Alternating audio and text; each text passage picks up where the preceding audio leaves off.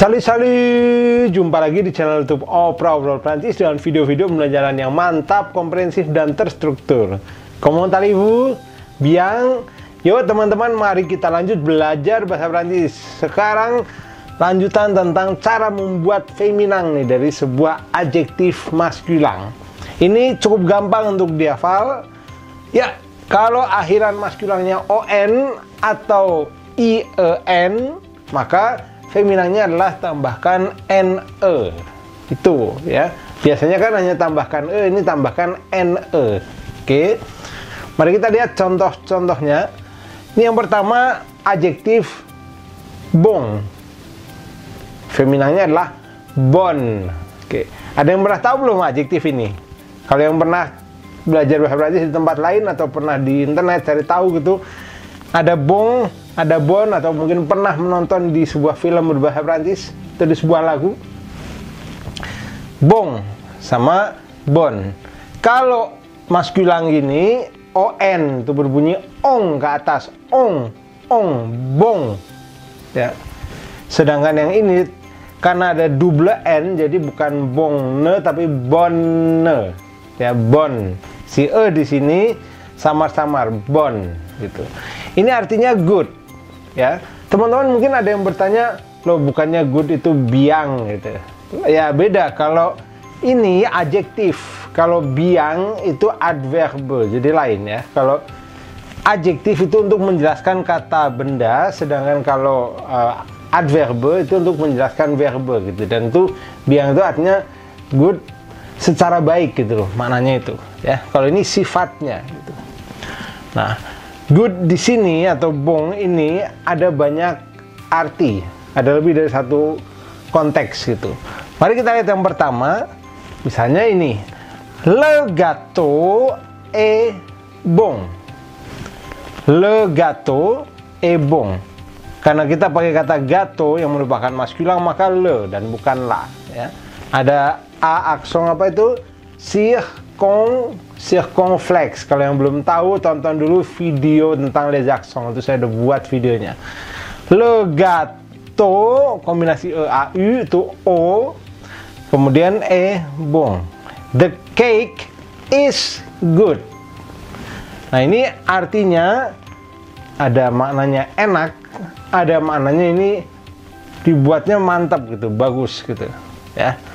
Jadi dari segi rasa iya, dari segi ya secara umum lah ini bagus gitu. Bukan hanya ada adjektif ini loh, delicious atau delicious, kalau itu lezat gitu ya. Kalau ini ya enak ya bagus gitu. Artinya nggak gagal gitu ya. Kita membuatnya nggak gagal. Nah, pakai yang feminang misalnya la tarte, kue tartnya, la tarte est bonne. Jadi harus serba sesuai itu. Maskulang, feminang, feminang. Itu seperti itu. Oke. La tarte est bonne. Di sini juga e-nya agak sama-sama, jadi t-nya ini dominan ya bunyinya. La tarte est bonne.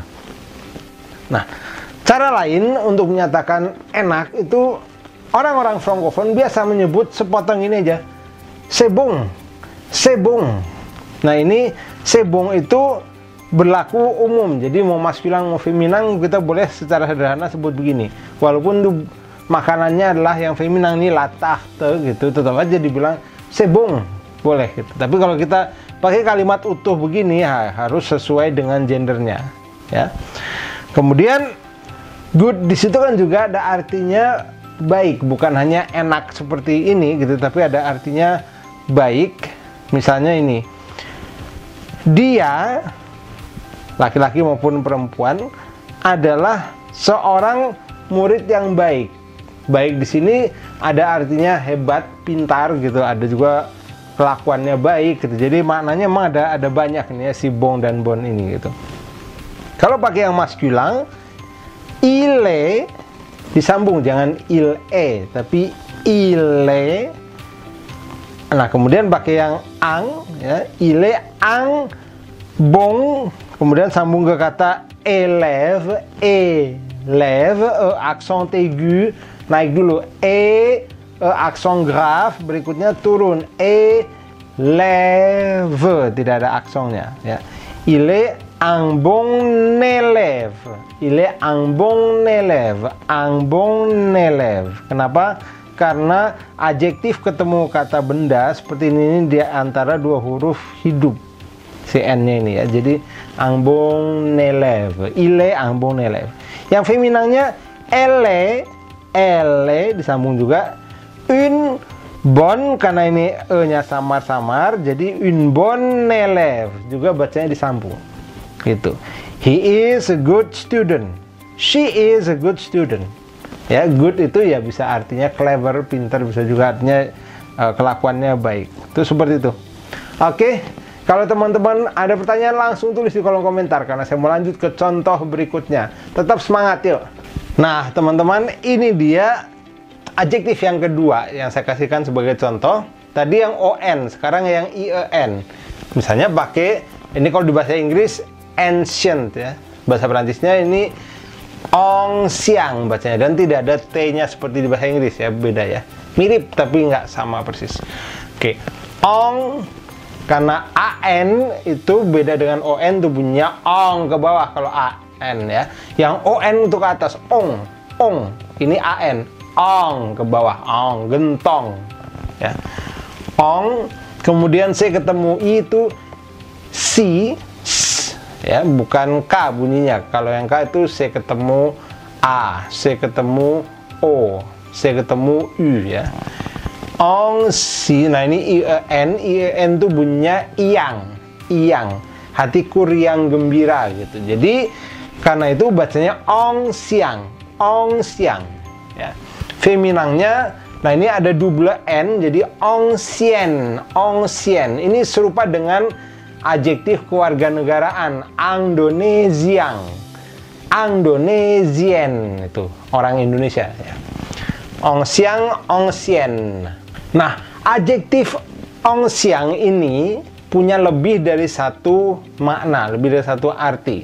Ada artinya sebagai mantan, bekas, ex gitu, dan juga ada artinya sebagai kuno ya gitu. Nah, ini contoh yang pertama adalah il est un ancien athlète. Dia adalah seorang mantan atau bekas atau ex atlet ya. Jadi artinya yang sudah nggak aktif bertanding atau bermain gitu, atau berolahraga sebagai atlet ya, udah nggak berkarir gitu. Il est un ancien, disambung juga un ancien ya, karena ini apa, artikel ketemu dengan adjektif gitu, kemudian sini kata bendanya, il est un ancien athlète, seperti itu ya. Letaknya ini seperti ini, il est un ancien athlète. Nah, kalau yang feminangnya nih, elle est une ancienne athlète. Elle est une ancienne athlète lah. Si il di sini menjadi L, kemudian ang menjadi un, ancien menjadi ancien, dan ini atletnya sama. Kenapa begitu? Ada yang tahu? Karena, ayo apa jawabannya? Karena sudah ya.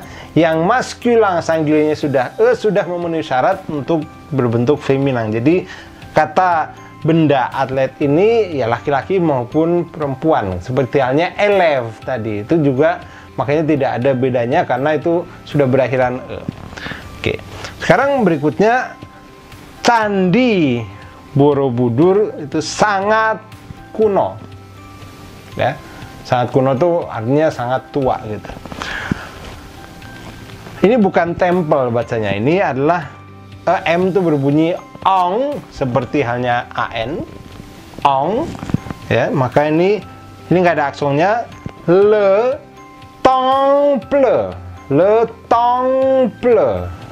temple ininya sama aja bacanya seperti di bahasa Indonesia, Borobudur, nggak apa-apa ya, tidak perlu di bahasa Perancis kan karena ini memang nama Indonesia. Le temple Borobudur est très, nah ini très ancien bacanya jadi très ancien gitu. Disambung juga, liaison seperti halnya ini tadi ya. S di tengah dua huruf hidup itu menjadi Z gitu. Le temple Borobudur est très ancien, is very ancient, seperti itu. Oke, yang terakhir misalnya pakai yang maskulin, ini sekarang yang feminan. La tradition, tradisinya sangat kuno. La tradition est très ancienne. Tuh. La tradition, T pada tion itu dibunyikannya S. Ya, seperti di bahasa Inggris tradition gitu ya. Ini tradition karena on ya. La tradition est très ancienne. Tuh, perhatikan perubahan bentuknya. Ini contoh-contohnya gitu prakteknya. Oke. Simple, dihafal, sama-sama tambahkan NE. Mau itu ON maupun itu IEN. Ngerti?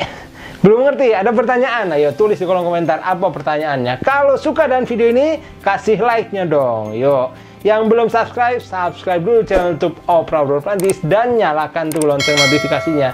Jadi, tiap kali ada video baru, dapat pemberitahuannya, karena masih banyak ilmu yang bisa saya bagi ke teman-teman sekalian. Masih banyak hal yang bisa kita pelajari untuk bisa mantap berbahasa Prancis. Kalau teman-teman mau mantap seperti saya, harus sabar, harus siap belajar dengan apapun yang perlu dipelajari. Tekun, terus semangat, masih banyak ya hal yang bisa kita bahas. Jadi sampai ketemu di video-video berikutnya. A bientôt.